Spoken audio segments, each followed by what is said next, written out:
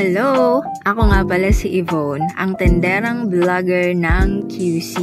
And for today's video, samahan niyo ako sa buong araw ko kung ano nga ba ang ginagawa ko bilang tenderang vlogger.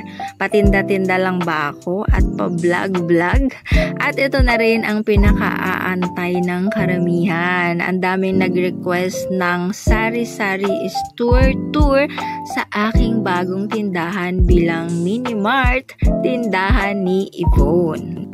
Pero bago tayo mag-tour guys, konting kwento muna kung paano nga ba ako nagsimula.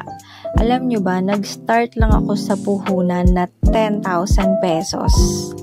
Yung dating maliit na tindahan ni Yvonne, na libangan lang sana at masaya na sa konting income, ngayon ay naging source of income na namin. Ito na po yung bread and butter ng family.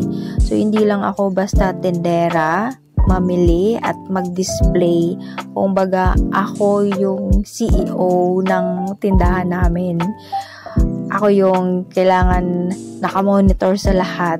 Ako yung gumagawa ng budgeting.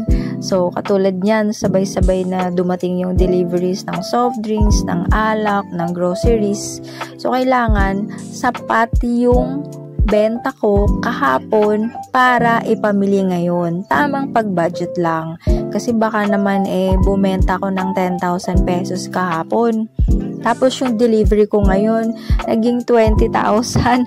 Saan ko ngayon kukunin yung another 10,000 pesos para ipambayad dun sa deliveries.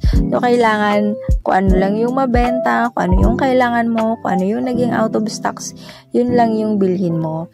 And laking tulong sa akin yung Peddler app kasi namomonitor ko doon yung expenses.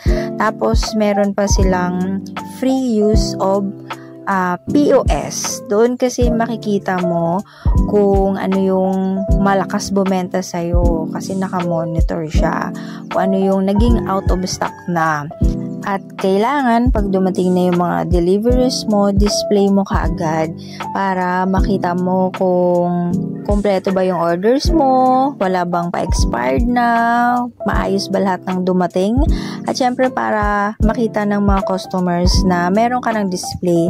Iba po kasing customer, pagka hindi nila nakikita yung gusto nilang bilhin sa tindahan mo, ay aalis na sila. So sayang naman, 'di ba? Kasi meron talagang customer na hindi nagtatanong. At saka, syempre, para punong-puno yung tindahan natin, para maganda tignan sa labas at ganahan yung mga suki natin na mamili, 'di ba? Dumugin kaagad tayo ng mga mamimili. So, maraming benta, maraming maipamili kinabukasan.